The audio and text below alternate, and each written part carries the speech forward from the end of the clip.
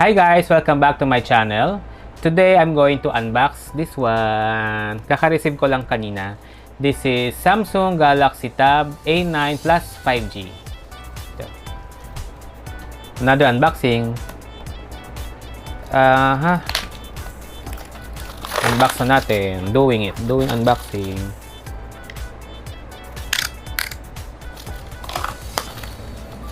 I ordered this online. Samsung online.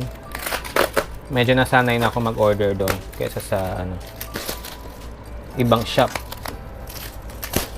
Plus, nakakuha ko ng points. Helpful yung points doon. So, this is the box with fragile label. And naka-attach yung receipt. Hindi ko napapakita yung receipt guys kasi may important details.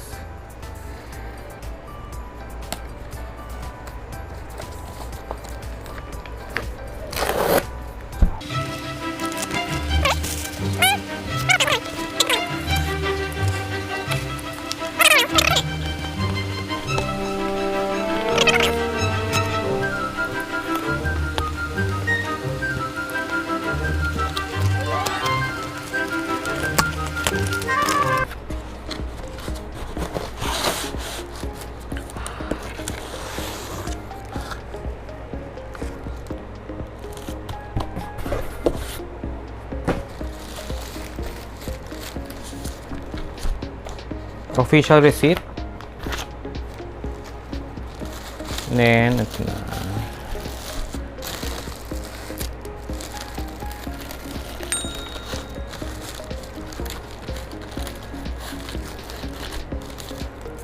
Wow! Wow! Galaxy Tab A9 Plus 5G. Wow! Ito na yon, the unit. Inside.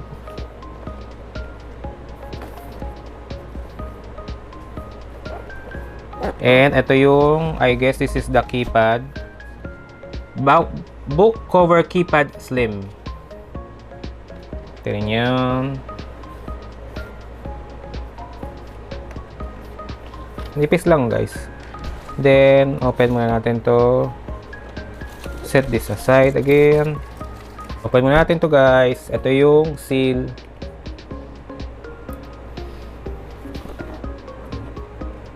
Mas napapansin ko pag original yung seal, mas mahirap matanggal. Hindi yung easy lift. Yung talagang ayun, kailangan talagang mapunit siya. Ayan. Then let's pull out. By the way, this is 8 GB of RAM and 128 GB of internal memory. Expandable siya up to 1 TB. So, which is good. It means pwede siyang lagyan ng external memory. Ito na yung unit. May iba kasing tab na hindi pwede expandable, diba? Buti ito si Samsung.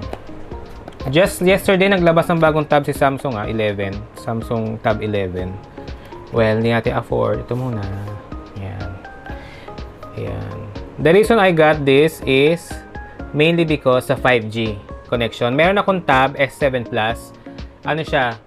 Yun yung ginagamit ko for editing videos. Kasi may vlog din ako. Kaso ang problem mahina yung internet namin sa bahay. So pag mag-upload ako through mobile, walang 5G yun. So di ba yung Globe may only 5G. Mabilis mag-upload. So ito may 5G siya. Sana okay din siya. Kaya niya yung 4K 60 FPS. That's the reason. And mas bago syempre. Let's see what's inside. What else are inside? Ito na lang.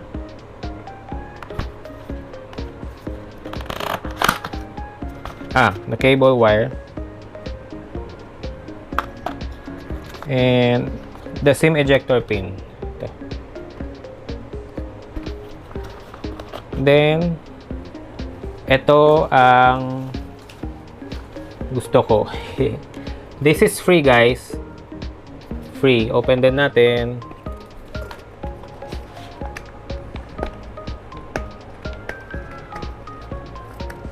Buti nga free eh. Kasi kailangan ko rin ng keypad. At least sa Samsung siya. Hindi niya sa third party. Yeah.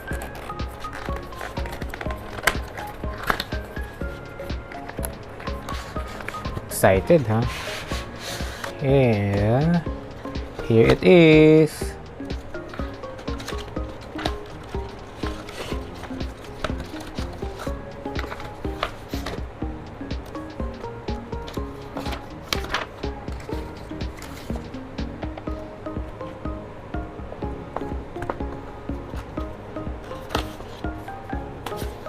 Yan o. Wow. ASMR. Wala siyang touchpad.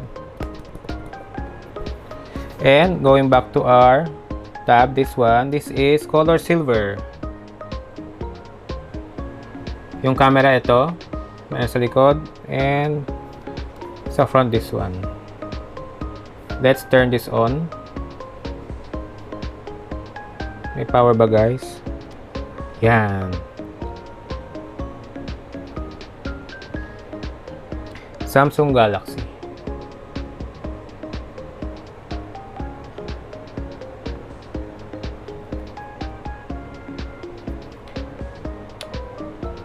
Alam ko may apat na speakers sila dito eh.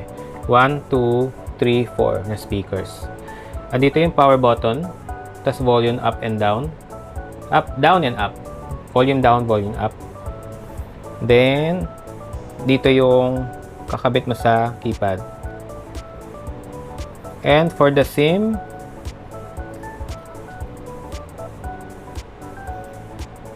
ito, SIM tray. Tingnan nga natin, curious lang ako. Where's the SIM ejector pin? Ah, it's here.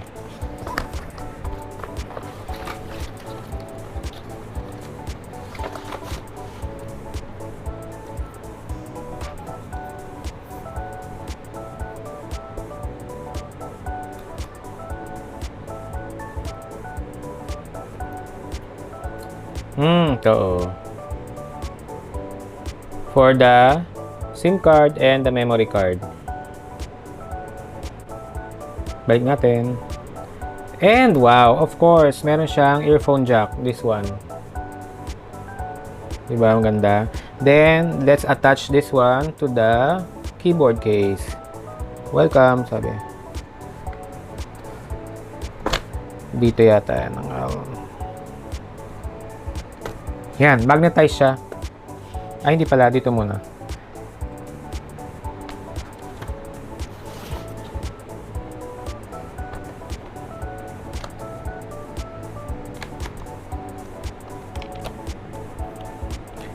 First impression ko sa keyboard, medyo mabigat na siya sa keyboard. So, here it is. Pag i-ano mo ito, keyboard yan. Magdidikit siya. Yan, magnet. Ito na. Yan. Kunyari sa Starbucks tayo, ganyan-ganyan. Doing our business. Yan. So, ito na, guys. Ganda, no, guys? Ang cute. 11 inches pala siya. Good for editing. So, yun, guys. My first impression is, ang cute niya. Yan. Sana nga kaya niya editing. Dito ako mag-edit. And look at the bezel.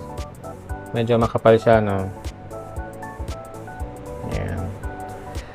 Tapos, tingnan natin pag i-close natin si case.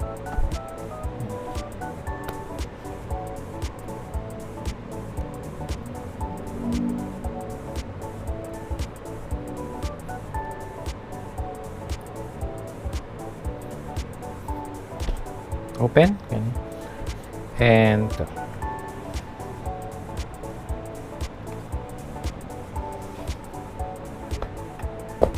Yan. Matigas din yung magnet. Tingnan mo, hirap ihiwalay. Yan.